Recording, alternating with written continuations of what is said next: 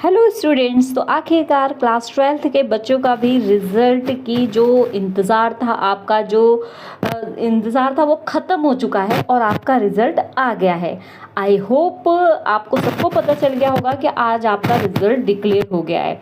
तो बच्चों, रिज़ल्ट देखने के लिए आप हमारे टेलीग्राम और व्हाट्सएप का लिंक डिस्क्रिप्शन में दिया है, उसको ज्वाइन कर लेना।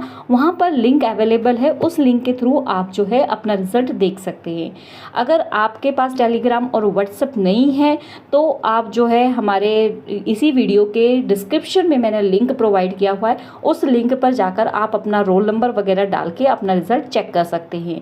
और बच्चों, जैसा भी आपका रिज़ल्ट आया है, जिस भी स्ट्रीम में है आप, आई होप आपका बहुत अच्छा रिज़ल्ट आया हो, आपकी जो एक्सपेक्टेशन थी उसके अकॉर्डिंग आया हो। तो फटाफट मुझे अपना देख कर और मुझे कमेंट करने ज़रूर आना कमेंट बॉक्स में कि कैसा आया आपका रिज़ल्ट और कितने % गया है। ठीक है, ओके, बेस्ट ऑफ लक।